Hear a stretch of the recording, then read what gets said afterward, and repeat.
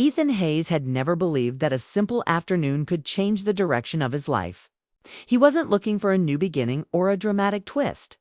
He was simply tired of work, tired of monotony, tired of feeling like nothing in his life had a spark anymore. Seattle had been raining all morning, leaving the streets washed and cold. And Ethan found himself walking into a small cafe on Pine Street just to escape the damp chill. The place was warm and quiet, filled with the soft hum of conversations and the smell of roasted coffee beans. It wasn't special, not really, but for Ethan it felt like a pocket of peace. He chose a corner table, opened his laptop, and tried to convince himself he cared about the emails on the screen. That was when the door opened again, letting in a gust of cold air along with a woman he had never seen before. She shook the rain from her hair, pulled off her gloves, and scanned the cafe. At first glance, she didn't seem like someone who would disrupt anyone's world. She looked simple, gentle, almost reserved. But there was something in the way she carried herself, something soft yet steady that made people look twice. Her name, he would later learn, was Claire Bennett. At that moment, all he knew was that she was walking toward him. "Hi," she said, offering a polite, almost shy smile. "Sorry, I know this is random, but every table is taken. You mind if I sit here?" Ethan blinked, a little surprised, but something about her made the decision easy. "Yeah, sure. Go ahead." She sat across from him, placed her coffee down, and for a moment they existed in a shared silence that didn't feel awkward.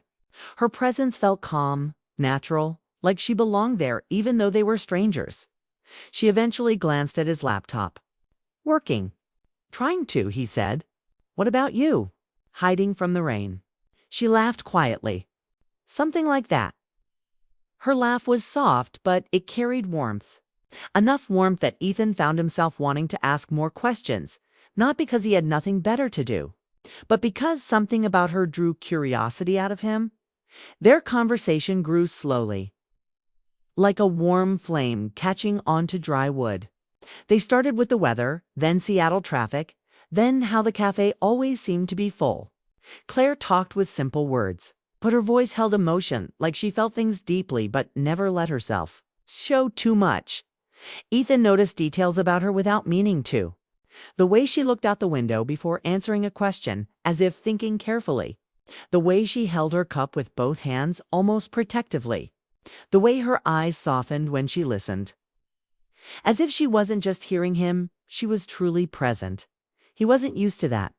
People rarely listened the way she did. 20 minutes passed before he noticed the ring. A silver band on her left hand. A wedding ring. It wasn't flashy, not the kind that demanded attention. But when he saw it, a quiet, sharp awareness hit him. He didn't say anything at first. He didn't want to assume. But after a moment, Claire followed his line of sight and smiled. "Oh," she said lightly. Don't worry, it's complicated." The way she said it didn't match the seriousness of marriage. She said it almost like a joke, like she expected him to laugh. But Ethan didn't. Something in her tone wasn't playful. It was layered. Like there was a story behind those two words that she wasn't ready to share. He didn't ask. Something told him not to push. The moment didn't need pressure, instead. They went back to talking, this time about life, about how Seattle felt different depending on the season, about the small routines that helped them stay sane. Ethan felt himself relax in a way he hadn't in years. He didn't know why he trusted her so quickly. Maybe it was the softness of her voice, or the sense that she carried a heavy heart but hid it with gentle strength. When they finally finished their drinks, Claire stood up slowly. "Well," she said, "this has been unexpectedly nice." Ethan smiled. "Yeah, it has." She paused at the door, holding it open as the wind tried to push it closed. A few strands of hair brushed across her face as she turned to him again. "There's something you should know," she said quietly. He looked up at her, waiting. "I'll tell you next time." Next time. The words echoed inside him long after she walked out into the rain. Ethan stood there for a moment, staring at the empty space she had left behind, wondering why those 3 simple words carried so much weight. He didn't know her, not really. And yet he felt a pull, something gentle but unmistakable. Something that made him want to see her again. He didn't believe in instant connections. He didn't believe in fate or destiny or any of that dramatic stuff. But when he walked home that evening, caught himself smiling more than he had in months. The next day at work, he kept thinking about her. He didn't mean to, but every now and then, her voice drifted into his thoughts. He wondered what she meant by "it's complicated." He wondered what she would tell him if they met again. He wondered why someone who seemed so calm had eyes that looked like they had once held storms. And most of all, he wondered why he cared so much after only one conversation. A week passed, Ethan told himself. He wasn't going back to the cafe just to see her. He told himself he just liked the place, that the coffee was good, that he needed a break from his routine. But the truth was simple. He hoped. He hoped she would be there again, sitting at their table, smiling in that quiet way she did. He didn't admit it out loud. But he felt it when he walked into the cafe that Friday afternoon. The place was buzzing, just like before. And seated in the same corner as the first time, with the same cup of coffee and the same soft smile, was Claire. The moment their eyes met, everything inside him felt lighter. "You came back," she said. "I could say the same about you." She laughed again. That warm sound he had missed more than he should have. "Well, I guess that means we're both consistent." He sat down across from her, feeling the same calmness settle between them almost instantly. But today, her expression seemed different. More thoughtful. More guarded. Like she had come with something on her mind. They talked as usual, smooth. Natural, without effort. But the ring on her hand seemed to shine a little brighter. Or maybe he was just more aware of it. Every time she lifted her cup, he noticed it. Every time she brushed her hair back, it flashed in the light. Finally, there was a pause in the conversation. He spoke gently. "Claire, about the ring. You said things were complicated." For a moment, she froze, the air around them tightening. "I did," she whispered.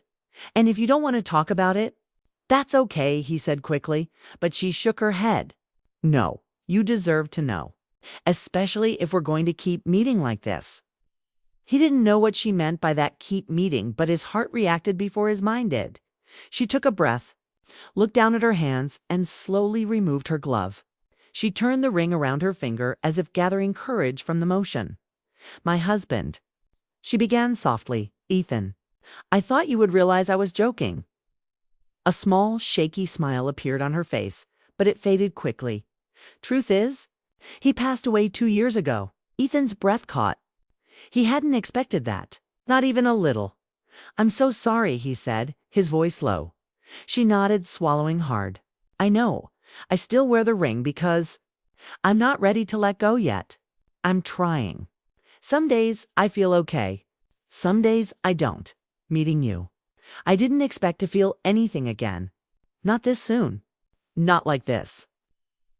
Her words hit him with a mix of warmth and ache. He didn't move, didn't reach out, didn't try to comfort her physically. He just listened. The way she always listened to him. "I don't want you to think I'm leading you into something complicated," she said. "I'm just trying to breathe again." "Claire," he said softly, "you're allowed to heal, and you don't have to rush." Her eyes lifted to his, filled with gratitude and something else. Something fragile but hopeful. For a moment, neither of them spoke. The cafe noise faded behind them. The world seemed to slow down just enough for them to feel the full weight of the moment. But before either of them could say anything more, the cafe door opened and everything shifted. A man walked in, tall, familiar, someone Claire clearly recognized. Her entire expression changed in an instant, surprise first, then fear. Then something Ethan couldn't name. The man's eyes locked onto hers. "Claire," he said, sounding stunned, her breath caught. Ethan sat there, frozen, as she whispered under her breath, "Ethan, that's he's," but she couldn't finish the sentence. And in that second, Ethan realized Claire's story was far more complicated than he ever imagined. Ethan's heart was still racing from the sight of the man in the cafe. He had no idea who the man was, but the tension in Claire's body told him it wasn't just a casual acquaintance. Her eyes were wide, her hands trembling slightly. And for the first time, Ethan saw the woman he had been slowly connecting with reveal a vulnerability that ran deep. The man stepped closer, his voice quiet but sharp. "Claire, it's really you." She bit her lip, looking between him and Ethan, trying to form words, but failing. Ethan felt a pang of uncertainty. He had thought he was finally understanding her, seeing the truth behind her quiet charm, but suddenly there were layers he hadn't even known existed. "It's been a long time," Claire finally whispered, voice low and strained. She looked at Ethan, her eyes soft but apologetic. "I should have told you more." Before Ethan didn't know what to say. His chest tightened, a mix of confusion and concern. He wanted to ask questions to understand, but he also knew that pressing too hard could make her withdraw. Instead, he let her lead. The man spoke again, more urgently this time. "Claire, I never thought I'd see you here. Why are you?" His words stopped as he noticed Ethan sitting across from her. His expression changed, suspicion creeping in. Claire took a deep breath.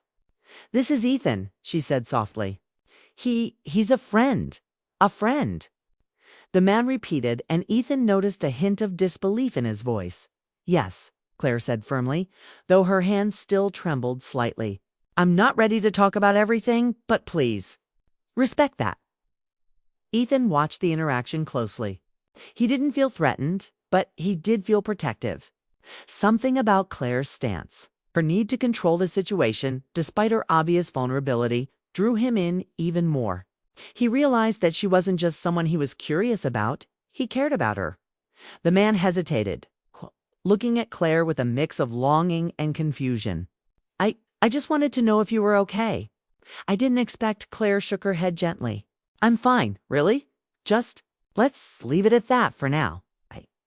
There was a brief silence, thick and uncomfortable.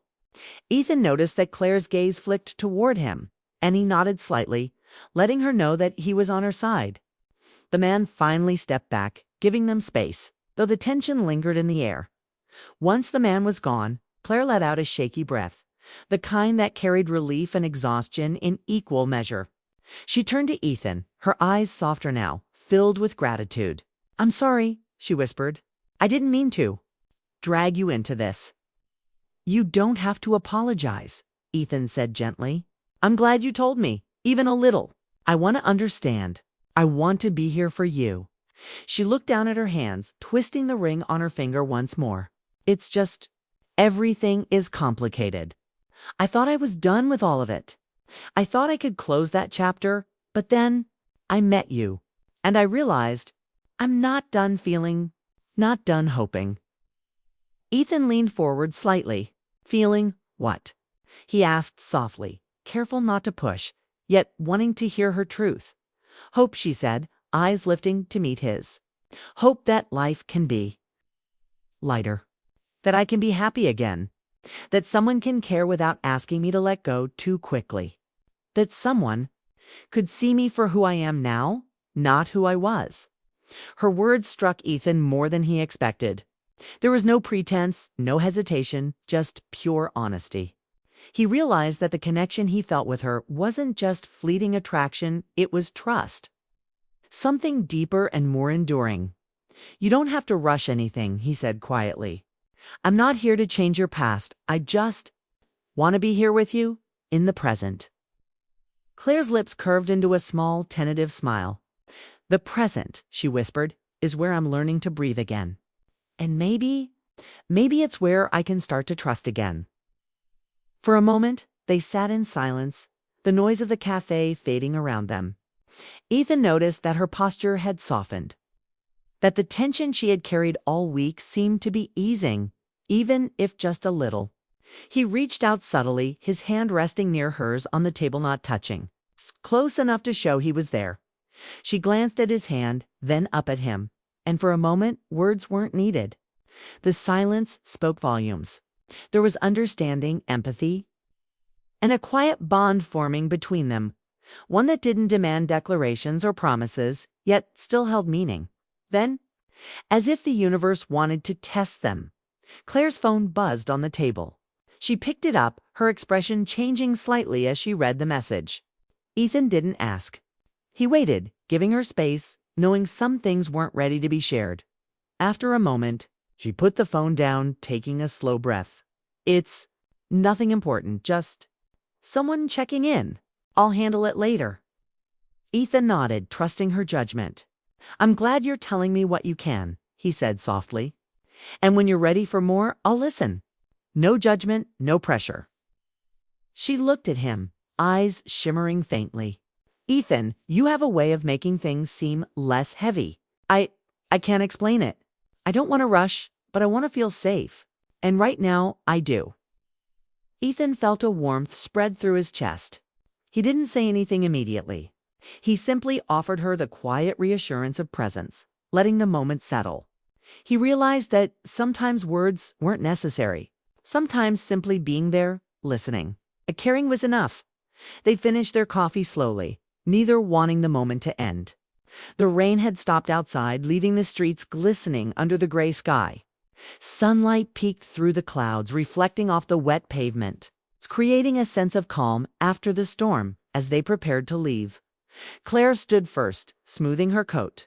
I should go, she said softly. But thank you, Ethan, for being here, for listening, for understanding even when it's messy. Ethan smiled gently. Anytime, Claire. I'm not going anywhere. Not if you don't want me to. She returned the smile, one that carried both relief and hope, though also a hint of lingering uncertainty. I'd like that, she said, voice barely above a whisper, as they walked out of the cafe together. Their steps fell into an easy rhythm.